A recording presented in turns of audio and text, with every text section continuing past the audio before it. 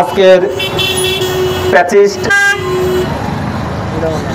আওয়ামী লীগের দোসর কুলা মন্নানের বিরুদ্ধে মানববন্ধনের বিএনপি ছাত্রদল, যুবদল, শ্রমিক দল, স্বেচ্ছাসেবক দলের নেতৃবৃন্দ উপস্থিত, ইলেকট্রিক মিডিয়ার সাংবাদিকবৃন্দ, সর্বপ্রথম আমার সালাম গ্রহণ করুন। আসসালামু আলাইকুম রহমতুল্লাহ বারাকাতুহু।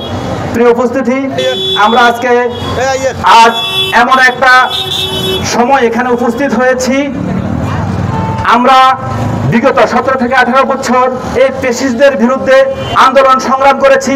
এই আন্দোলন সংগ্রাম করতে গিয়ে আমাদের অনেক ভাই তাদের জীবন দিতে হয়েছে, রাজপথে মিথ্যা মামলা হামলা ঘুমের শিকার হয়েছে আমাদের নেতৃবৃন্দ।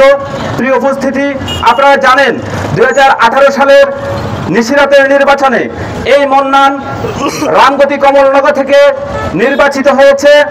সেই আওয়ামী লীগের দোসর আমাদের এই সুবর্ণচরে সে একটা গার্মেন্টস করেছে। এই গার্মেন্টসটাতে সেই আমাদের এই এলাকার নিরীহ মানুষ, মেয়েরা, ছেলেরা চাকরি করেছে, তাদের কোটি কোটি টাকা বেতন না দিয়ে সেটা বন্ধ করে দিয়ে চলে গেছে। সে বর্তমানে 640 কোটি টাকা বিভিন্ন ব্যাংকে ঋণ খেলাপি আছে। এই ঋণ খেলাপির কারণে সে এখন আবার নতুন করে তার ঋণ পরিশোধ করার জন্য আরেকটা পায়তারা সৃষ্টি করেছে। সুবর্ণ সিটি নামে একটা সিটি এখানে বাস্তবায়ন করতে যাচ্ছে। সে এখানে চাচ্ছে সুবর্ণচরের মানুষ আমরা সহজ সরল, আমাদেরকে মিথ্যা প্রলোভন দিয়ে সে তার এখানে যদি 200 কোটি টাকা ইনভেস্ট হয়, সে এখান থেকে 400 কোটি টাকা 500 কোটি টাকা সে প্রফিট করে এই এলাকার মানুষের মাথা মেরে নিয়ে যাওয়ার জন্য চিন্তা ভাবনা করতেছে।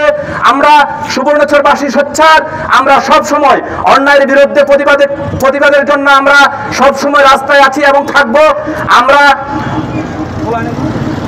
আমরা আইন শৃঙ্খলা রক্ষাকারী বাহিনীকে অনুরোধ করব, আপনারা ওদের এই সমস্ত কর্মকাণ্ডকে প্রতিহত করার জন্য আপনারা আমাদেরকে সাহায্য সহযোগিতা করবেন। সাংবাদিক বিন্দু ভাইরা, আপনারা আমাদেরকে সাহায্য সহযোগিতা করবেন, এই আশা ব্যক্ত করে আমি আমার বক্তব্য শেষ করলাম। আসসালামু আলাইকুম।